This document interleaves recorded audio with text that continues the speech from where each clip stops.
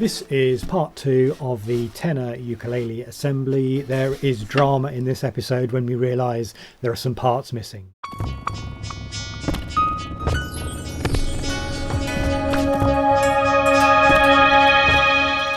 So just reapplying the linseed oil to the neck has fixed the marks left by the bits of leather.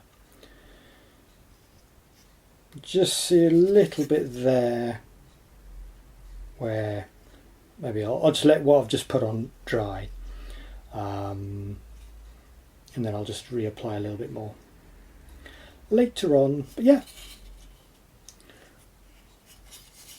we've got a tenor ukulele neck. Very nice, very nice. So the nut's an easy thing just to glue that in. You still see a bit of blur there where I think applied a bit too much lemon oil. How to remove that? Either that, or it's just I touched it with a bit of linseed oil on my hands, or a gloved hand maybe. Or has it come from the clamps? Anyway, okay, I'm coming back to my ukulele. It's been a few weeks since I touched this. I've basically been putting off the big jobs.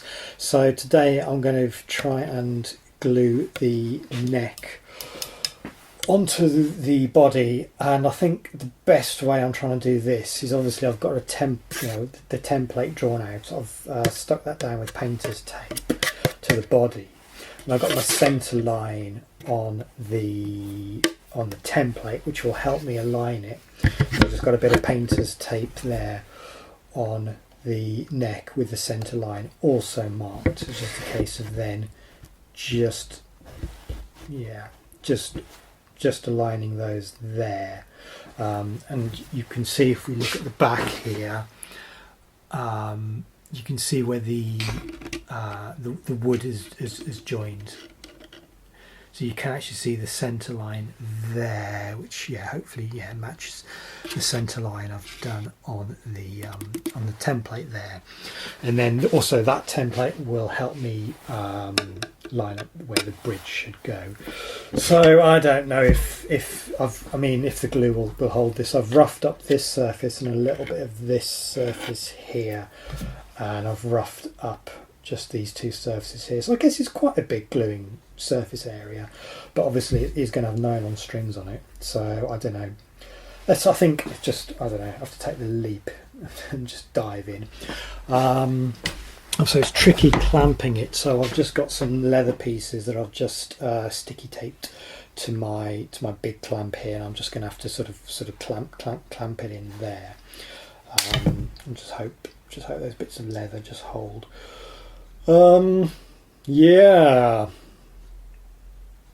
I mean, it's not a £3,000 boutique instrument, so I'm just going to have to dive in and just see how it goes. I think it should be. I mean, I will have a bit of flexibility when I glue my bridge on. Yeah, let's just do it. There we go. I mean, I've only got one clamp on it. I can't figure out how to clamp it so the neck's pushing back on the body as well. Yeah, I don't know. Let's leave that to set and see how it goes. Moment of truth.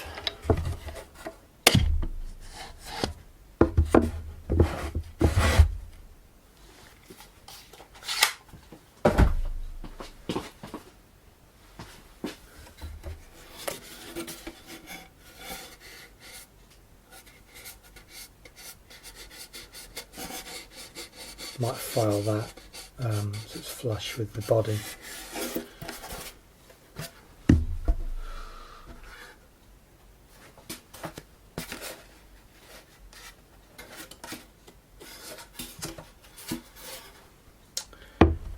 Well,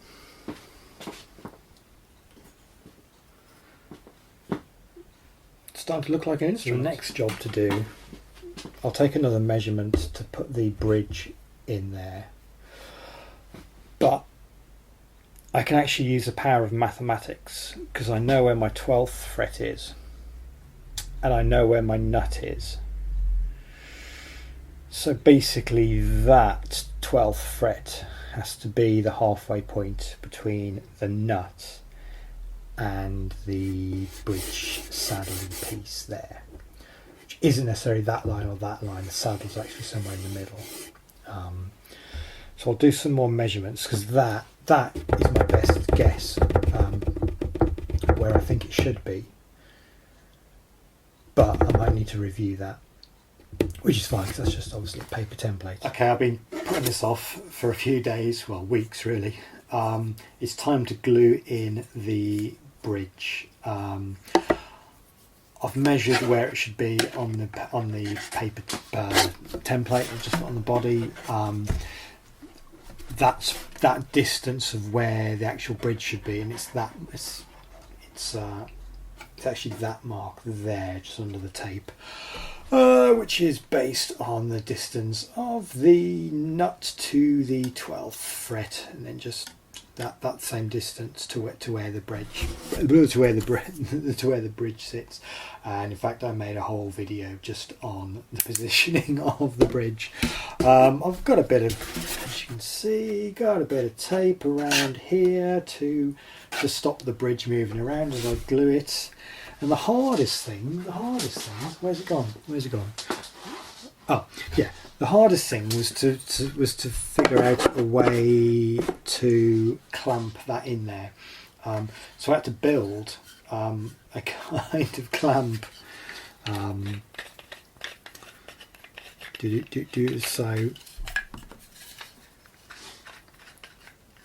it's a bit rough. It's a bit rough and ready, but it should work. So this goes in here. This close, and then we'll put this kind of token under there, and then this closes down on it.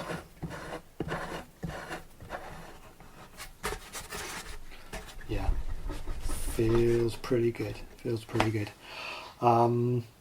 Yeah, and obviously, yeah, the tape's there just to stop this sort of floating around. So let's stop talking about it and let's just do it.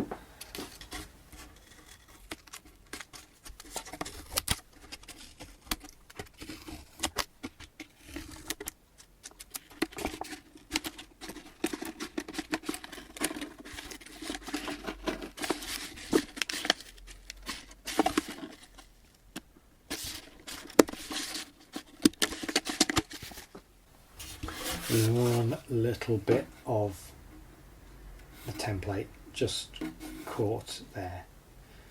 A little bit there as well.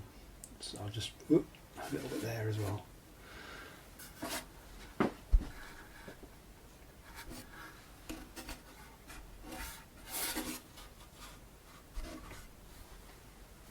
The bridge has got two holes here, which I'm not sure I should be putting screws into there, but they're very small holes. All right, there we go. We've got one ukulele. Oops. With a bridge. So let's put it down. There we go. So the next job, I've taped off the bridge that I've glued on. My little clampy thing seemed to do the job. I'll just hit it with some board linseed oil because the neck looked so good with just the board linseed oil, especially the headstock, just looked lovely. So I think that's the next job, and then we are almost there. Okay, let's start with the good news. So I've done about 5 or 6, I've lost count actually, coats of just board linseed oil on the Sapele body, and that looks magnificent. I've just been outside. It's a weirdly sunny day today for late February, but there we go. There's a little bit of sunlight coming through the window, but hopefully you can see that, and that's literally there's no wax on that. That's just boiled linseed oil, and that has come out fantastically, and it's matches the headstock really nicely. So that's the good. Now the bad is these are the tuning machines that came with the kit. However, yesterday when I was doing a final sort of audit and what I need to do to finish it, what was obvious to me is that these little ferrules that are required to go with the tuning machines were missing. They were missing. They weren't in the kit. Now, more fool me for not doing a full audit of the parts at the very get-go, because then, you know, if I'd have seen that, I'd have probably sent the thing back. Because it's just so disappointing. You get to almost the end and you get to do the final steps and then you realise you've got parts missing. So frustrating and disappointing. So, and for that reason, I'd say maybe avoid the Ammoon kits and get a different brand, you know. But good old Amazon have come to my rescue. So I've got some replacement tuning machines. And the nice thing about these is, you know, you got the nice black pegs on this, which I think will sort of match nicely with the sort of the darker rosewood fingerboard, and just the general sort of dark, you know, this sapele wood, sapele. It's got a lot darker with the stain, so I think that's like a nice upgrade. But with the advantage that I've got the whole thing, got everything I need. Yeah, even the little screws in the back. So if you've never installed tuning pegs before, these little ferrule things sort of go in the top, so the tuning machine sort of pokes through there, and then these just sort of go on there like that. Because otherwise you've got string stress on the pole piece, right? Because it's obviously attached to the bridge, which means all your stress is going to be on that rear screw, and there's only one screw. Some guitar tuning machines will have two screws, or they'll be just like a long strip, you know, so it'll be a bit more secure. But even so, you've got a lot of tension on it, so that's just going to sort of put too much pressure on the tuning machine. So they are. I don't think it was intentional not to include this part. I think it was obviously just a mistake from the factory, which is, like I say, super annoying. But there we go. So we are nearly there. I might do another coat or couple maybe of linseed oil, and then it's just it's bridge saddle thing. Yeah, saddle into the bridge. Bit of super glue.